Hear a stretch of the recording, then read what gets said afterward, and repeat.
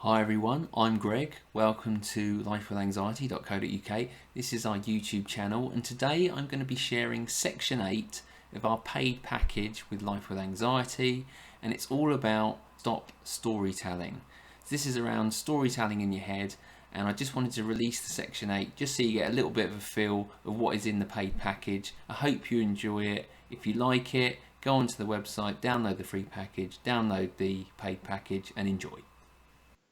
Section 8, Stop Storytelling. So I've put this as Section 8 because it's the last section where I actually do a full chat, and it's put in the last section because it's something that I'm still doing now, and it's a real benefit, and I thought I'd add it in. And it's to stop your storytelling in your head. So if I just give you an example and then I'll say how it works. So the example would be if I know I've got something to do the next day, let's say that I've got to drive to work because I need to be in a meeting somewhere, and I'm thinking I haven't driven into work for a while because of COVID, and I'm starting to think about how that journey may pan out. You know, if I did feel, you know, particularly anxious or bad at that point in time, like there's certain points that I could potentially, make myself safe.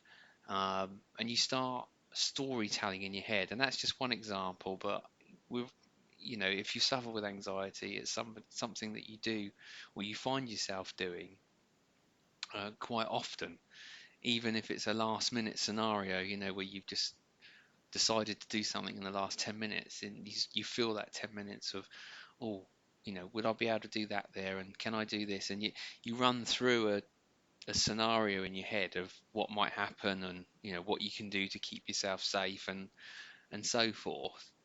And doing the research, and this is probably the most recent one that I've looked at around, I've said before about changing thoughts. Thoughts are fleeting, they're transient, they come, they go, they come, they go. Changing thoughts are difficult because a new thought will come straight behind it. So one thing that I found is actually something that talks around deleting a thought, and it sounds a bit crazy that you can delete thoughts. But let me break it down. So when you have a situation or something pops up in your head like that, your brain is designed to keep us alive. So it will naturally think of the worst possible outcome. What's bad that could happen. What feelings you might get.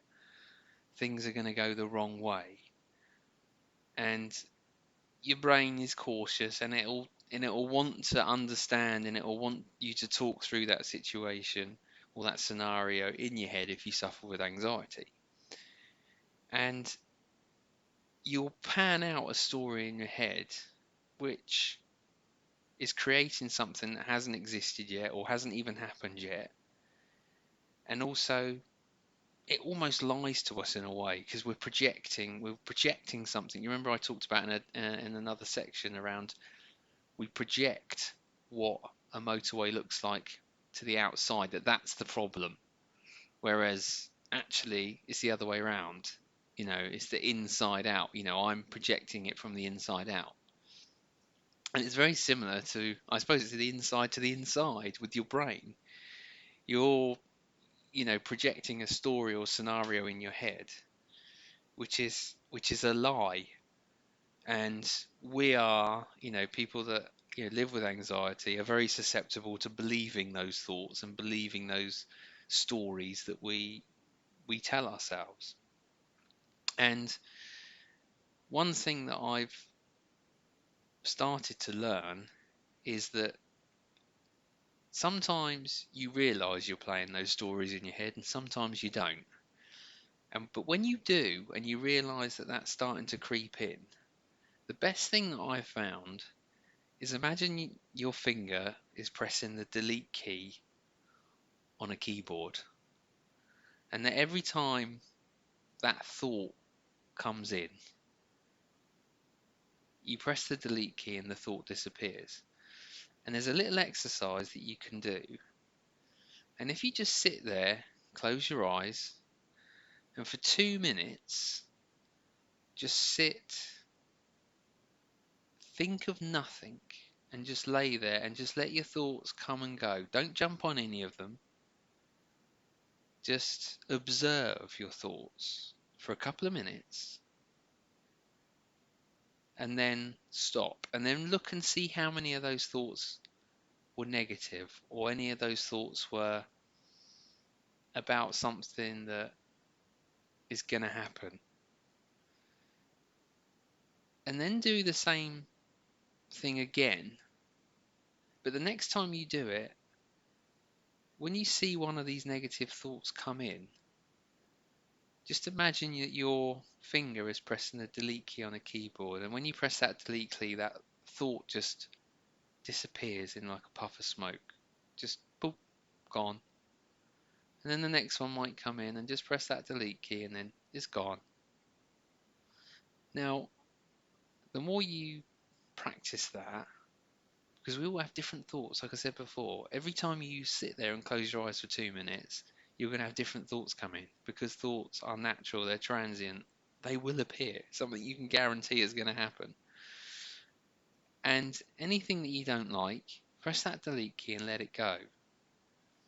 And the more you do this exercise, that when you are living your normal life with anxiety, and you find yourself beginning to tell a story of something that might happen, or you feel that you're starting to negatively look at something which somebody else might be really excited about, might be looking at it completely opposite the way you do, very positive, don't suffer from anxiety, they look at going somewhere or doing something as, oh, can't wait, whereas we might be more reserved and cautious and worried. As soon as you start playing out a story of how you might get there or what might happen when you're there or something that's going on in that situation and you're thinking of it negatively, just imagine just pressing that delete key and just letting it poof, it's gone. If it keeps coming, just keep pressing the delete key. And you'll start to get used to doing that. And you'll start to do, and like I say, this is why I've put it at the end, because I'm doing this now. Something that I've recently learned to do. And, I can be sat in the bath and be thinking about something. Maybe it's at work and, oh, that's going to happen on that day. And what if that happens? And all of a sudden you just think, well, what am I doing? Press the delete key, boom, it's gone. That thought's gone. If it comes back again, I'm just going to press that delete key again.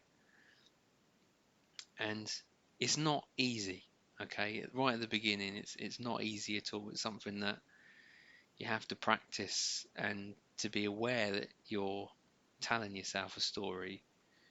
And at the beginning, you might be trying to press the delete key, and you just think, well, it's not going. It's still there. Do those exercises because at that moment in time, you're on that thought, you're in that story.